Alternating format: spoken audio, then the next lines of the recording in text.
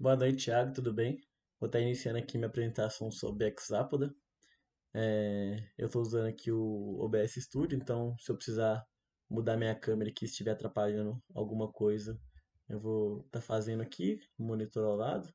Eu estou usando aqui no outro monitor, então se eu olhar para o lado para precisar arrumar uma câmera aí, é para facilitar aí o entendimento da explicação. E vamos começar aqui mostrando quem são os Hexapoda, né? Que são popularmente os insetos e seus parentes, né? Aqui eu trouxe algumas imagens de exemplo de hexápoda, como a libélula, vespa e a lagarta, são um dos exemplos dos inúmeros é, hexápoda que nós temos. Eles são um subfilo de artrópoda, constitui o grupo mais diversificado de animais da Terra, né? Tem mais de 1 milhão de espécies já identificadas.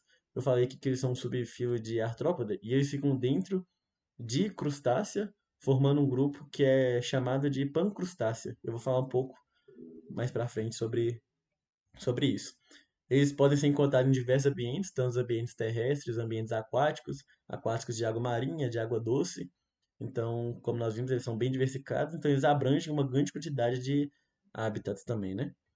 E nós temos a classe insecta dentro dele, que nós vamos falar bastante, e três outros pequenos grupos, que são Colêmbula, Prótura e Díplura, que nós vamos falar também um pouquinho sobre ele aqui bem no início.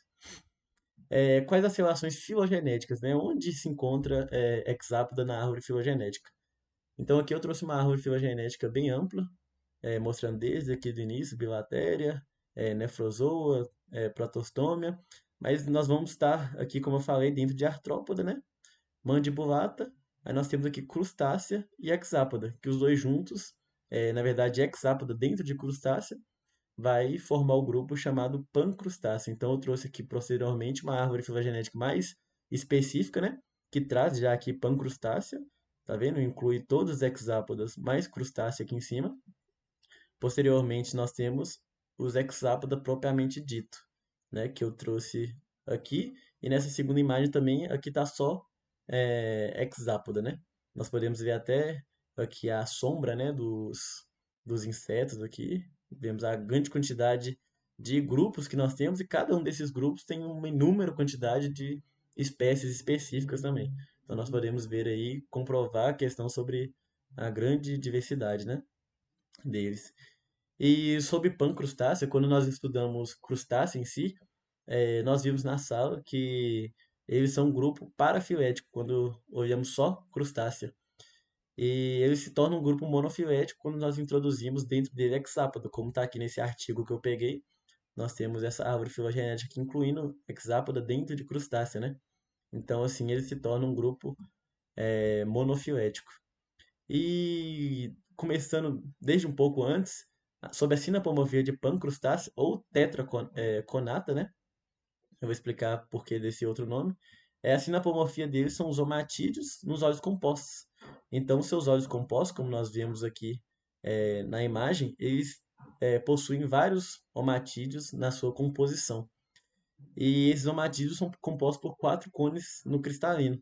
Por isso, tetraconata, né? Conata de cone e tetra de quatro. Então, esse daí é a sinapomorfia de pancrustáceo. E sobre a sinapomorfia de hexápoda em si, nós temos o corpo dividido em três tagmas, que é a cabeça, tórax e o segmento do abdômen, né? E o tagma do abdômen. E aqui é a sinapomorfia dele, nós vamos falar isso melhor um pouco mais para frente, lá na apresentação 4 sobre a estrutura corporal dele. Mas nós vemos aqui que são formados por metâmeros, né? Desde a sua fase larval, e depois esses metâmeros são fundidos em tagmas em si. Quais as relações filogenéticas dentro de Hexápoda, né? Nós temos Entognata, que é o primeiro grupo aqui que nós vamos falar, que esse grupo é aquele pequeno grupo que eu citei no início lá, formado por aquelas três classes lá, que é Prótura, Colêmbula e Díplura. Inicialmente eles formavam esse grupo chamado Entognata, que é composto por animais com componentes orais escondidos, por isso entognatas, ento é de dentro, né? Então, esses componentes orais são escondidos dentro de uma cápsula cefálica.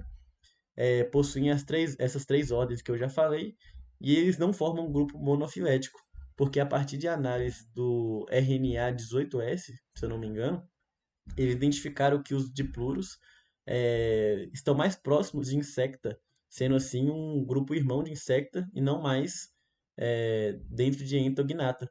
Então eles formaram aqui, nós podemos ver aqui onde está vermelho, dá para ver, né, o meu mouse? Dá. Aqui em vermelho, nós vemos Prótora e Colêmbula formando agora, separadamente, um grupo chamado Evípora e Díplora já separado, já introduzido mais próximo de insecta, né? Então, a classe insecta em si, nós temos chamada também de ectognata. Como eu falei antes, endognata, os apêndices orais eram dentro da boca. Ectognata, agora eles são projetados para fora da cápsula cefálica, né? E esse sim é um grupo monofilético, que é a maioria é, dos hexápoda que nós vamos falar aqui hoje. Eu vou falar aqui hoje. Então, partindo para a parte de sistema digestório, quais são os foletos embrionários que dão origem ao sistema digestório, né?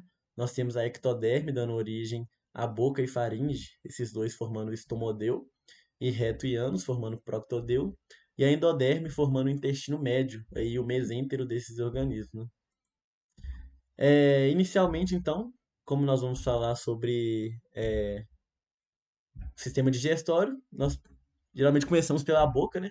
Que é onde começa aí a digestão. E nos hexápoda nós temos três tipos de especializações orais diferenciadas, que são os insetos mordedores ou mastigadores, sugadores ou absorvedores.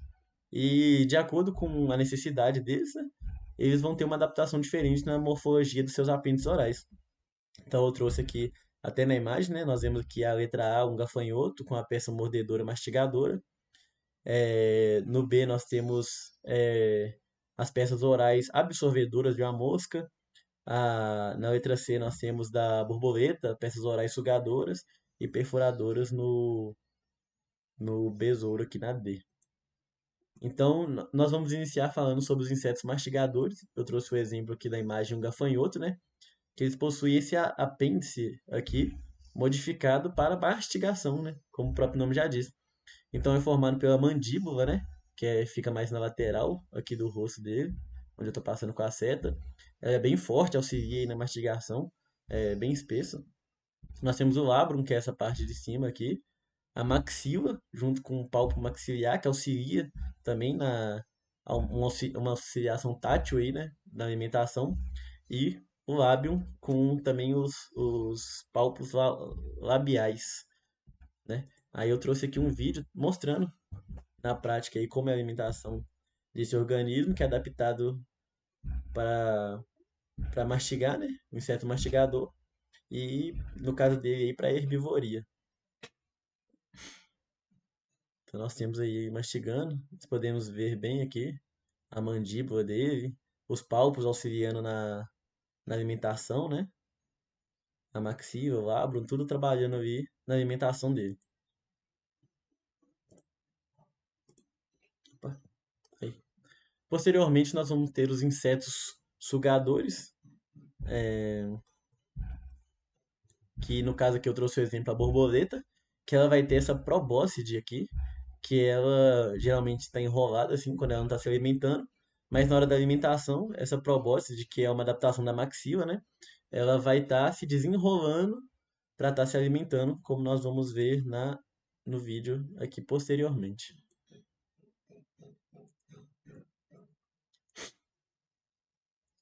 Então aqui a probóscide dela é geralmente enrolada, e na hora que ela vai se alimentar, essa probóscide se desenrola, né? Pra estar se alimentando ali. Tem outro vídeo aqui também, que mostra um pouco sobre isso. Aí, no outro vídeo mostrou desenrolando e aqui ela já está se alimentando ali, usando a probóscide para estar sugando o néctar das flores, né? Por isso é um apêndice oral sugador aí. E nós temos os insetos absorventes, que são bem presentes aí no nosso dia a dia. Eu trouxe o mosquito, aqui no caso da imagem, é um mosquito da Aedes aegypti, né?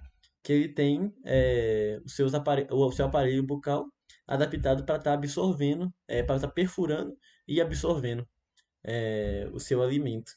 Então nós vamos ver aqui no o exemplo do vídeo, mostrando ele chegando na pele, né, do ser humano e perfurando, introduzindo o seu aparelho bucal ali para estar para estar se alimentando do sangue humano.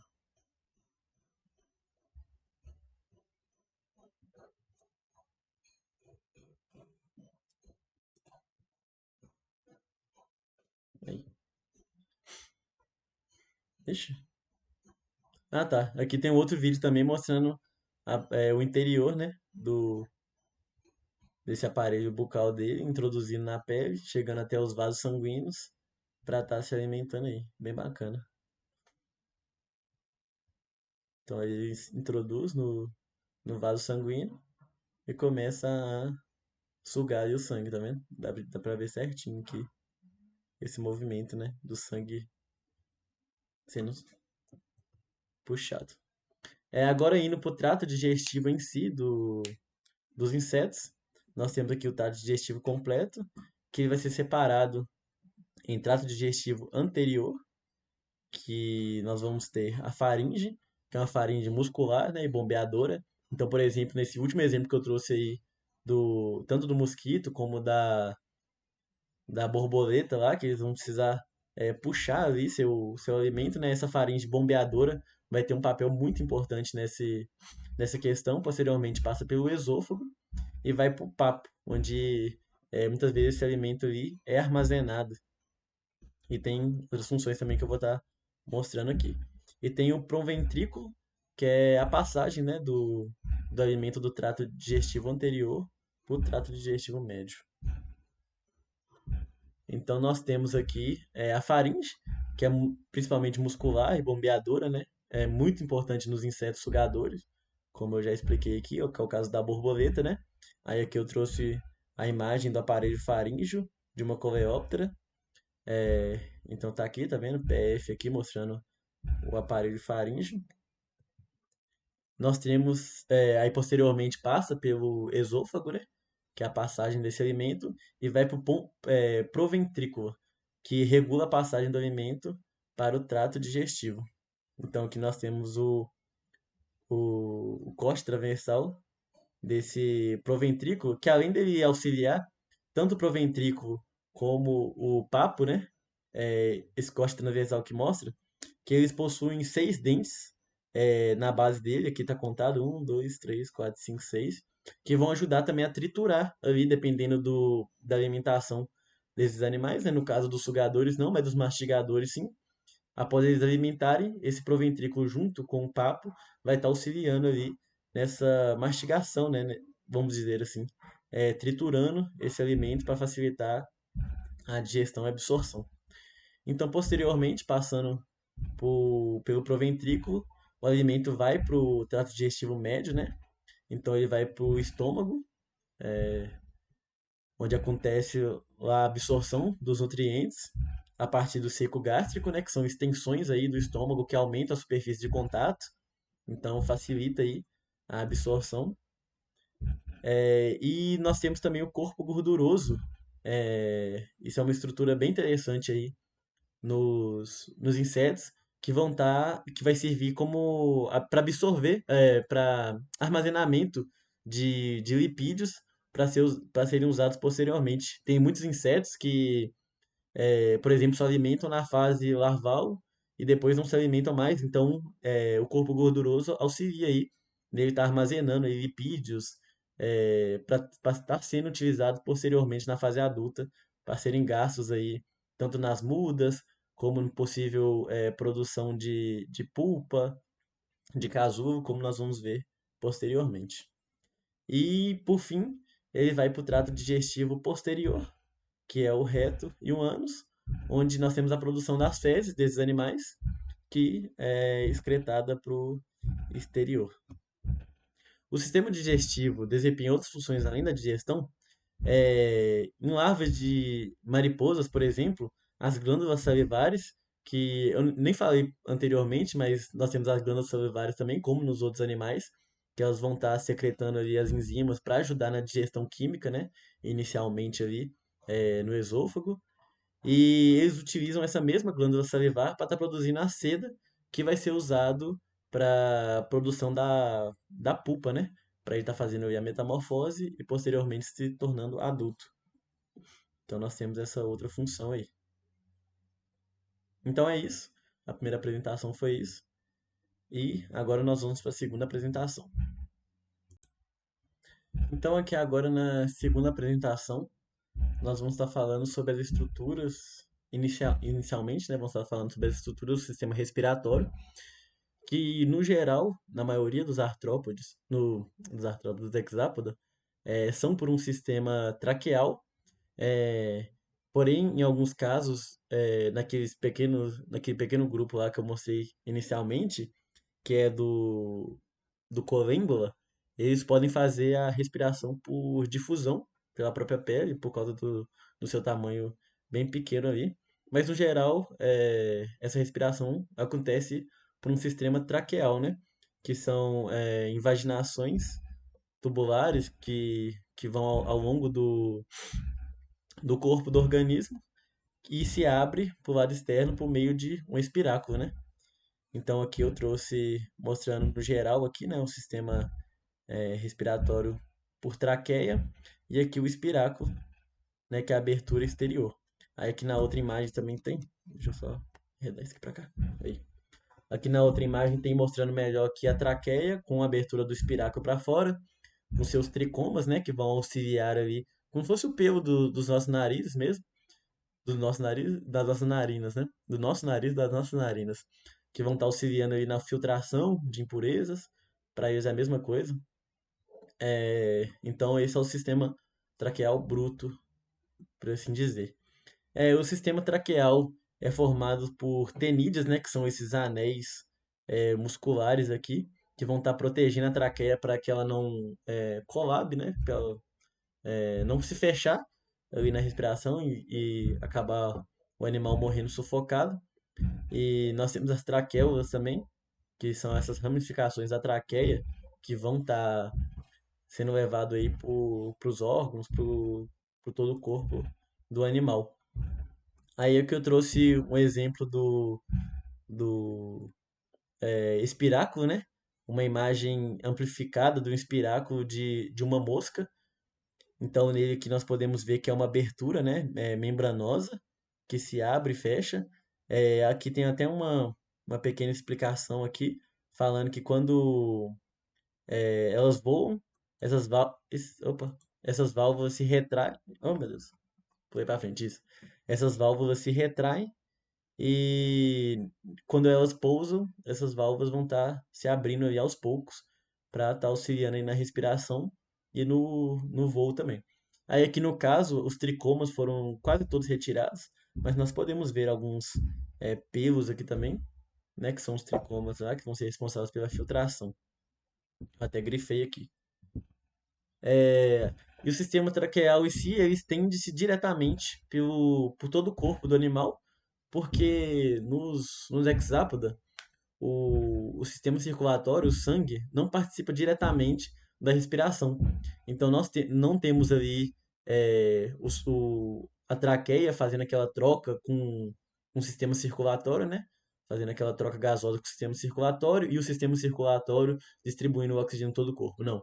Nesse caso, nós precisamos de uma traqueia, que vamos ter as traqueulas, né? Que são essas ramificações, que vão estar aí espalhadas por todo o corpo do organismo e penetrando nos tecidos, nos órgãos, para estar ali oxigenando eles.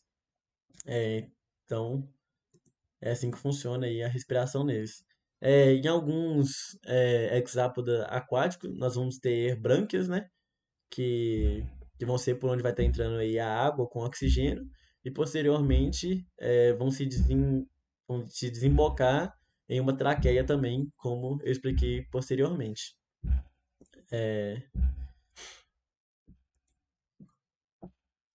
Sobre o sistema circulatório desses animais, nós vamos ter aqui um coração. Então aqui nós temos até umas setas aqui mostrando o caminho que faz o sangue nesses organismos, né? Então eles vêm de um coração que vai estar bombeando. O coração não bombeia muito, mas eu vou falar um pouco disso mais pra frente. Ele bombeia o sangue, então a seta vem seguindo aqui. Então nós temos órgãos pulsáteis, como eu falei, o sangue não é tão forte, então eles precisam desses órgãos pulsáteis, acessórios, vamos dizer assim, para estar auxiliando aí na pulsação do, do sangue nos insetos. Então, posteriormente é levado para uma aorta, né, uma artéria, e essa artéria leva o sangue para todo o corpo dele, então, com o auxílio desses órgãos pulsáteis. Nós temos aqui na antena, nós temos esse outro órgão pulsátil aqui nas asas dele. Então, nós precisamos disso, senão o sangue ficaria ali meio que parado e não se dissiparia ali por todo o corpo do inseto, né? Então é muito importante esses órgãos pulsáteis. Sobre existir ou não pigmentos respiratórios. Então, como eu expliquei anteriormente, o sangue em si não participa da respiração desses organismos. Nós não temos uma relação direta entre o sistema traqueal, que faz a respiração, com com o sistema circulatório. Como, por exemplo, eu trouxe aqui no. Então, a resposta seria não. Não temos pigmento respiratório no sangue desses animais, né? Como eu trouxe aqui um exemplo, trouxe aqui um trecho, né? Dois trechos, na verdade, do livro Brusca, que fala que muitos tipos de hemócitos foram descritos no sangue dos insetos, porém nenhum tem a função de armazenar ou transportar oxigênio. Eles têm outras funções aí, de coagulação, cicatrização, é, e que tem função de outros transportes, o sistema circulatório dele, mas não o transporte do oxigênio em si. E em outra parte aqui fala, né, uma vez que o sangue dos hexápodas não transporta oxigênio. Então nós temos duas vezes aí mostrando que o sangue dos hexápodas não tem relação com o sistema respiratório. Consequentemente, eles não precisam de pigmentos respiratórios que vão auxiliar aí no transporte de oxigênio, né? Porém, pesquisando em artigos em alguns lugares, eu encontrei alguns artigos que mostram que eles encontraram principalmente a hemocianina dentro desses hexápodas, né? E a hemocianina, como nós sabemos, é um pigmento respiratório, né, que vai estar auxiliando aí no transporte de oxigênio. Então, é, eu achei nesse artigo aqui de 2009 falando sobre isso, e nesse artigo aqui também de 2011, o primeiro encontra se eu não me- é numa mosca doméstica, e esse outro aqui num Plecoptera, eles encontram a hemocianina. Isso indica que provavelmente alguns desses organismos podem usar a hemocianina como pigmento, como armazenamento. Talvez eles vivem em um lugar com pouca oxigenação. Então dá para ver que tem estudos em andamento sobre isso. Mas a princípio nós não temos pigmentos respiratórios ligados literalmente com a respiração, né? Mas sabemos que temos hemocianina aí em alguns insetos. Vamos ver aí os próximos estudos. Sobre sinapomorfia relacionada ao sistema circulatório, nós temos esses órgãos pulsáteis, né? Que eu falei, como o coração aí não consegue distribuir com tanta intensidade aí o sangue por todo o corpo, principalmente porque esses animais voam, então eles precisam aí de muito sangue nas asas, nas antenas, que são órgãos sensoriais aí. Então eles utilizam esses órgãos pulsáteis para estar auxiliando aí no coração. Qual a relação da circulação com o sistema excretor, respiratório, digestório e reprodutor? O respiratório eu já expliquei aqui anteriormente, acho que ficou bem explicado que não tem relação direta, apesar de alguns estudos que vêm acontecendo aí. O digestório auxilia aí levando os nutrientes absorvidos pelo intestino para todo o corpo, né? Permitindo a nutrição celular. No reprodutor, o sistema circulatório vai estar auxiliando aí no transporte de gametas, que nós vamos ver mais para frente, e no nutrientes dos ovos, na nutrição, né, dos ovos, enviando nutrientes. Tem relacionado um pouco com o sistema digestório aí, né? Então eles levam nutrientes para o sistema reprodutor. Então temos essa relação aí dupla. E no excretor, transporta as escórias nitrogenadas para o sistema excretor, que no caso aqui nos insetos são os tubos de Malpighi. Então essa foi minha segunda apresentação e é isso. Dando continuidade aqui à apresentação, eu terminei a segunda apresentação falando sobre os tubos de Malpighi, né?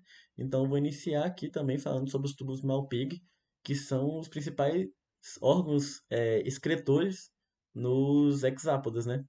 Então nós vemos aqui, eu repeti aquela imagem lá do sistema digestório dele, para mostrar que os tubos de Malpighi são extensões aqui no final do intestino médio, né?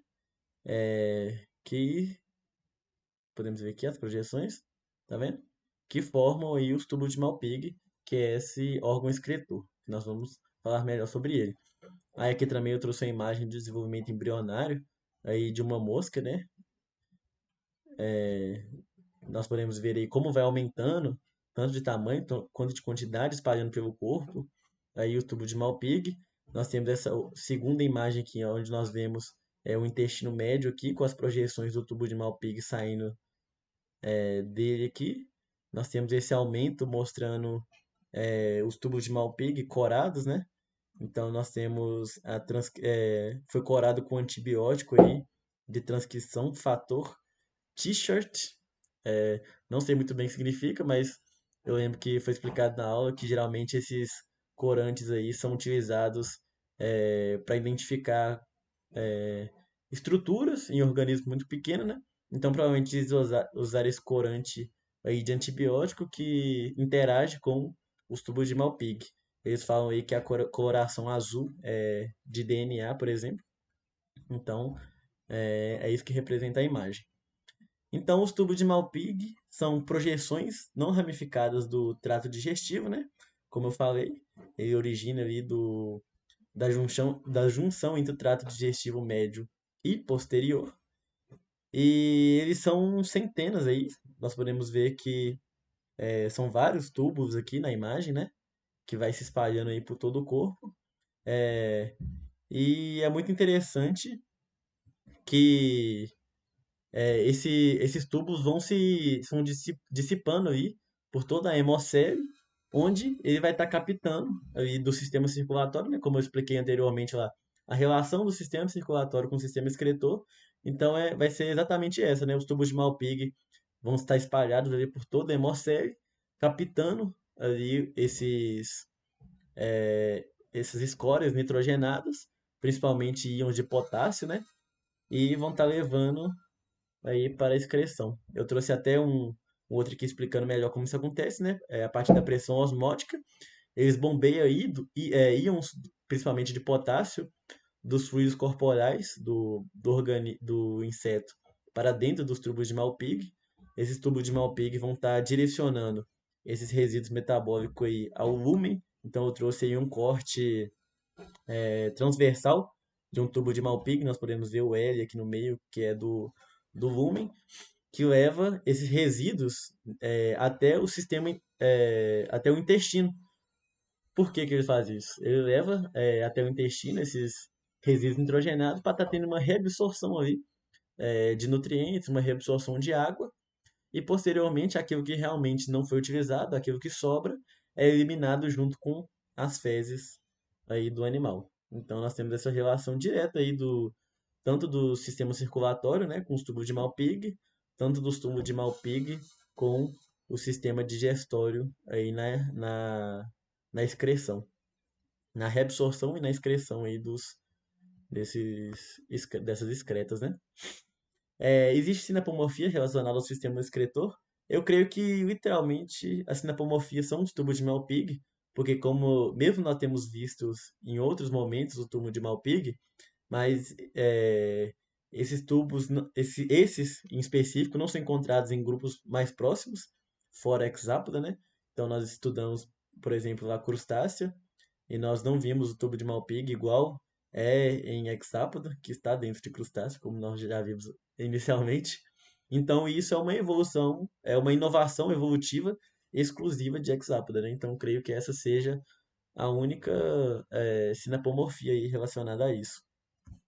Agora, pulando para o sistema nervoso, né, e os órgãos sensoriais, nós vamos ter um cérebro tripartite, né, nesse organismo, nós vamos falar isso posteriormente, e um conectivo circunfaríngeo, ou um gânglio circunfaríngeo, que são os principais aí, órgãos desse sistema nervoso.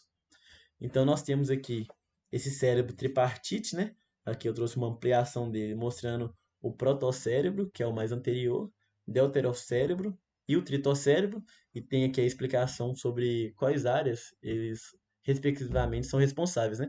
Então nós temos um protocérebro responsável pelo controle dos olhos compostos e dos ocelos, né? São aí os órgãos, um dos órgãos sensoriais de captação de luz, de visão mesmo, nós vamos ver um pouco mais para frente aí. Nós temos o deuterocérebro, essa parte mais mediana, que processa os sinais sensoriais, principalmente da antena, né? E nós temos o tritocérebro, essa última parte, que conecta o cérebro ao sistema nervoso ventral. Ele é muito ligado aí aos órgãos sensoriais que estão espalhados por todo o corpo dos insetos, como nós vamos ver aí posteriormente. E nós também temos o gânglio subesofágico, que vai estar muito relacionado com, como eu mostrei anteriormente lá, essa parte do cérebro tripartite está muito relacionado com o sistema nervoso em si, com os órgãos sensoriais, né? Agora, esse conectivo circunfaríngeo ou gânglio subesofágico, circo-esofágico, circo-esofágico, acho que eu falei circunfaríngeo, eu acho que é a mesma coisa, mas beleza.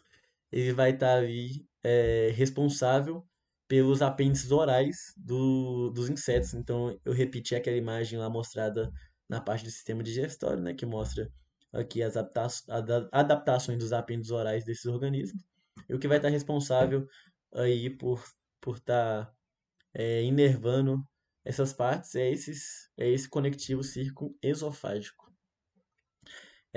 Além disso, ele tem associado com ele aqui o gânglio hiposserebral, que é composto pelo corpo cardíaco e o corpo alado desse organismo. Esse conjunto, esse complexo, né, é muito importante para o centro endócrino dele, onde ele vai ser muito importante para a regulação do crescimento, da metamorfose e outras funções, por exemplo, as mudas, né, a ecdise que acontece, é muito responsável por essa parte do organismo.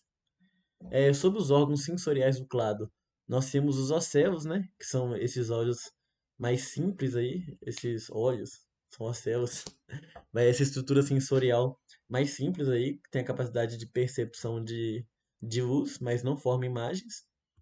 E nós temos os olhos compostos, que são uma, uma grande característica evolutiva aí desses organismos. Eles são bem desenvolvidos e conseguem formar imagens, né? Graças aos somatídeos, que são vários aí que compõem os olhos compostos, e é uma sinapomorfia desse grupo, né? Dos hexápoda. É uma sinapomorfia isso. E esses óleos compostos vão dar a ele muitas vantagens, principalmente aos organismos, aos insetos que são caçadores ali, que precisam ir atrás da sua presa. Esse óleo composto com muitos somatídeos dão uma vantagem. Esses óleos compostos geralmente são dois, né? Eles dão uma vantagem ali na hora de predar, porque eles conseguem ter uma visão mais ampla ali, igual a gente viu nas aulas, que a mosca consegue enxergar tanto em cima, quase atrás, de todos os lados. Então isso dá uma vantagem para eles nesse quesito. É, Aqui tem até um vídeo que eu trouxe mostrando essa questão da mosca aí conseguir desviar muito fácil quando a gente tenta matar ela. A mosca tá paradinha ali, a gente acha que não tá vendo, mas a gente tenta acertar ela e ela foge muito rápido. E isso é muito por causa desse olho composto aí por omatídeos.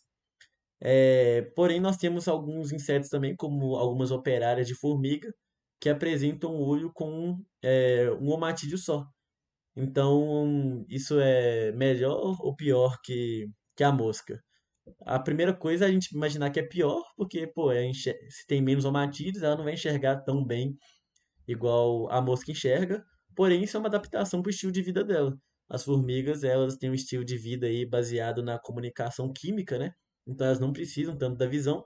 E esse único matilho por olho facilita também né, elas enxergarem mais à noite, tanto ela como outros animais também que possuem menos omatídeos aí no olho. É uma adaptação também para a questão da entrada de luz, para ele estar conseguindo enxergar na parte da noite. Então, varia muito. Não significa que um é melhor ou o outro é melhor, né? É uma adaptação aí de cada organismo. Outros órgãos sensoriais que nós temos também são as sensilas, né? Que são os pelos, né? As cerdas que tem no corpo dos insetos também, que são sensores táteis ou quimiorreceptores, né? Eu trouxe a imagem aí, uma Zoráptera, que eu vi que é um animal que nem tem nome popular no Brasil, ele não tem aqui na região, mas eu achei aí uma imagem de microscópio de varredura mostrando muito bem aí essas sensilas, né, essas cerdas por todo o corpo dele. Geralmente elas são identificadas muito mais nas antenas, nas pernas aí, onde principalmente por causa de ser sensores táteis, né? Eles utilizam muitas antenas e as patas, principalmente, as pernas, principalmente para estar sentindo aí as coisas. Então, esse é só um dos órgãos sensoriais, mas nós temos diversos aí a ser explorados. Então, essa foi minha apresentação do, da terceira apresentação e vamos para a próxima. Então, dando continuidade aqui à apresentação, vamos para a apresentação número 4, né? Onde nós iniciaremos falando quais tipos de esqueletos estão presentes nesse grupo. Então, neles nós temos um esqueleto rígido, esclerotizado, né? Um esqueleto quitinoso ali, que é uma adaptação, é uma uma característica, né? Que eles apresentam ali desde o início dos artrópodes, né? Um esqueleto não rígido, mas um esqueleto quitinoso. Rígido é mais aí nos hexápodas mesmo, nos crustáceos também. E eles permitem sustentação e proteção física contra predadores, principalmente, né? Além de ser uma barreira muito eficaz contra a perda d'água aí. E esse clado tem corpo segmentado e quais são os tagmas? Na primeira apresentação, eu dei uma introduzida aí nessa parte, porque essa é uma sinapomorfia de hexápoda, né? Então, sim, eles têm um corpo segmentado, sim, eles têm um corpo bem definido por tagmas aí. Então, desde a fase larval, né, nós podemos ver que o corpo possui aí 6 metâmeros nessa primeira parte, 3 metâmeros nessa segunda parte, e vários metâmeros, na verdade, acho que são 11 metâmeros nessa última parte. E na fase adulta, eles são fundidos, formando a cabeça, esses primeiros metâmeros formando a cabeça, esses segundos metâmeros no meio formam o tórax e os últimos formando o abdômen do adulto, né? Na parte da cabeça nós temos aí a presença das antenas, dos olhos, que são os órgãos sensoriais aí, e das peças bucais. Na antena nós vamos ter suas pernas e asas, e na parte do abdômen, onde nós vamos ter aí os órgãos, todos dentro dele, os órgãos reprodutores, é, tudo ali fica dentro dessa parte do abdômen, né? Então aí o corpo, nós podemos ver que ele possui tagmas, né? São os 3 tagmas, são esses, a cabeça, o tórax e o abdômen, e é bem definido aí, ela tem como se fosse uma cinturinha, vamos dizer assim, né? É, é errado dizer isso, mas para poder entender melhor, uma cinturinha ali que divide bem esses tagmas, então a gente consegue ver bem a diferenciação aí. E nesses organismos ocorre a equidise, sim. A equidise é a troca de. É a muda, né, periódica, é a troca de pele, como dizemos assim popularmente. E ela acontece a partir da, de, uma, de uma resposta, né, aos hormônios da ecdisozona, que são liberados ali. A partir desse momento, nós temos a produção de uma nova cutícula por baixo da antiga. Posteriormente, nós temos a apólise, né? Que é o processo de separação dessa cutícula antiga para a epiderme. Então, nós temos a digestão parcial da cutícula antiga, né? A partir do líquido exuvial. Posteriormente, a liberação da cutícula antiga, que é o processo que nós vemos aqui na imagem, né? Onde liberou a cutícula antiga e nós temos um indivíduo novo aqui. Ó, nessa imagem dá até para ver aqui, se eu não me engano, é a traqueia aqui, que a traqueia também é trocada, né? Porque ela fica ali no estomodeu, que é revestido pela ectoderme, e então é quitinoso também, né? Possui cutícula, então ele também é trocado. E posteriormente tem a expansão e maturação da nova cutícula. Tem um vídeo aqui mostrando um time-lapse de uma equidise de cigarro, que geralmente é o mais comum que a gente vê aí, né? Equidise da cigarra, mas é bem interessante, mostrando aí essa muda.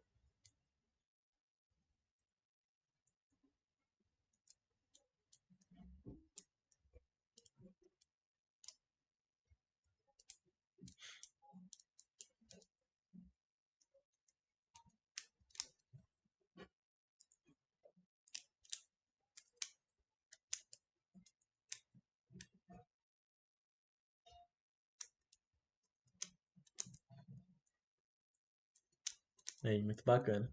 Aí, posteriormente, aí, depois da muda, nós vamos ter a maturação dessa nova cutícula, né? Que, que ela trocou aí. Sobre a reprodução. A reprodução deles, a fecundação é interna ou externa? E se a transferência de espermatozoides é direta ou indireta, nós temos que os insetos são dioicos, né? Então eles possuem sexo, são masculino e feminino, órgãos reprodutores feminino e masculino. E eles fazem fecundação interna. Em sua maioria das vezes, a transferência de espermatozoides é direta, em sua maioria, porém ela pode ser indireta também. Eu vou estar mostrando aqui. O sistema reprodutor, aqui tem os dois sistemas reprodutor, feminino e masculino, mas eu vou estar falando aqui de um de cada vez para ficar mais fácil. Nós temos aqui um par de ovário também. Esse par de ovário é composto por ovários, né? Na sua composição aí. Então nós temos o, o oviducto aqui comum, que tem extensões que são os espermatecas, que nós vamos falar aí mais pra frente, onde ficam armazenados aí os espermatozoides quando após a cópula, né? Eu vou estar explicando melhor. É a câmara genital que dá na bursa copulatória, que é como se fosse a vagina da fêmea, né? E no sistema reprodutor masculino, nós temos um par de testículos também, formado por tubos espermáticos, né? Onde tem a produção dos espermatozoides. O espermoducto aqui, que vai para a vesícula seminal, onde o espermatozoide é armazenado e maturado aqui. Um ducto ejaculatório, onde os espermatozoides vão passar. Esse ducto ejaculatório aqui não tem mostrando, na outra imagem vai ter, que ele tem algumas glândulas acessórias aqui. Ah, não, aqui tem sim, aqui tá aqui em cima. Nós temos as glândulas acessórias que vão estar despejando ali o líquido seminal e o ideágo, que é a estrutura reprodutória que vai estar sendo introduzida na fêmea ali. Nós vamos ver melhor nas outras imagens. Então aqui eu trouxe de exemplo essa espécie aqui de mosca. Ela não é brasileira, é uma espécie mexicana de mosca aí que, pelo que eu vi, vive na laranja. Mas aqui nós temos uma imagem dela se reproduzindo em laboratório. E aqui nós podemos ver muito bem esse edeago aí do macho, que é essa setinha azul, tá vendo? Tem um tubo aqui sendo introduzido no gonóporo da fêmea. Então aqui nós temos as glândulas acessórias, tá vendo? Aqui tá mostrando bem. Então o espermatozoide, a gente viu lá, ele é produzido nos testículos, né? É, São levados pelo espermoducto, ficam armazenados na vesícula seminal. Posteriormente, na hora da cópula, eles são liberados junto com o líquido seminal que é liberado, né, pelas glândulas acessórias. passam pelo ducto ejaculatório e pelo EBAGO que é introduzido aí na fêmea, no gonóporo da fêmea. Então, como eu expliquei lá, deixa eu voltar. Opa, deixa eu voltar na imagem aqui para facilitar.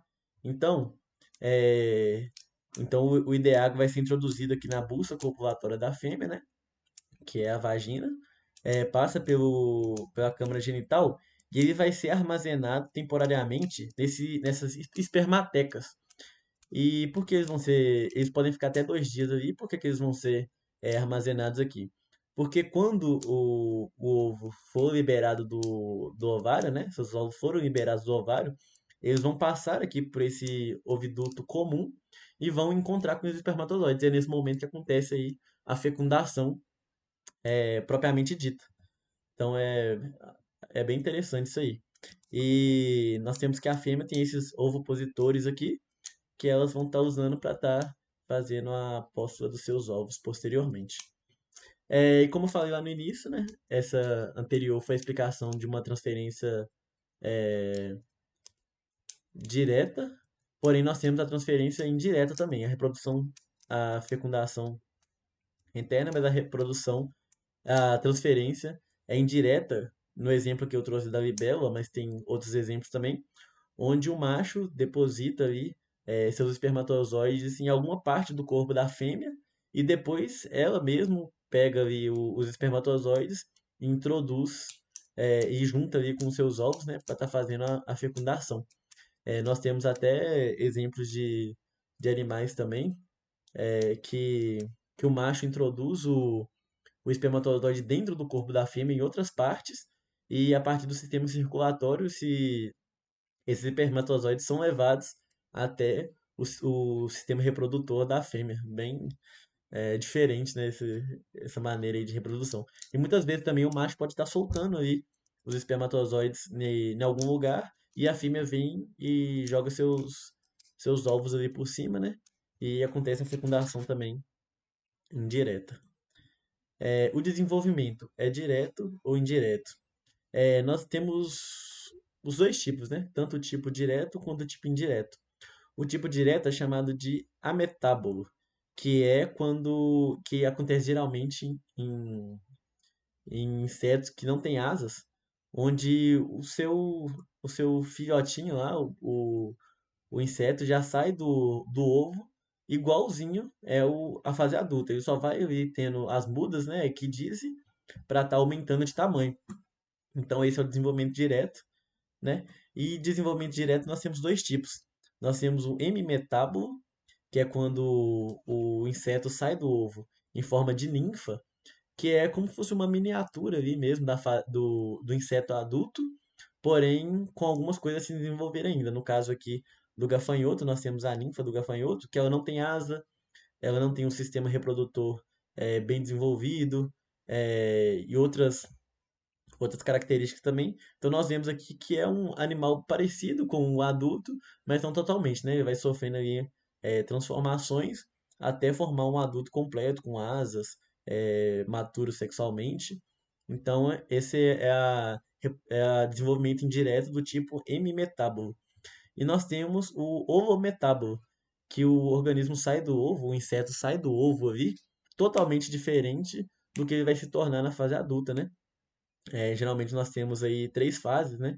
Que é a fase larval e como nós vemos aqui nas três primeiras imagens, geralmente essas fases larvais têm até nomes diferentes da fase adulta. Por exemplo, nós temos a lagarta, que posteriormente vira uma pupa, né?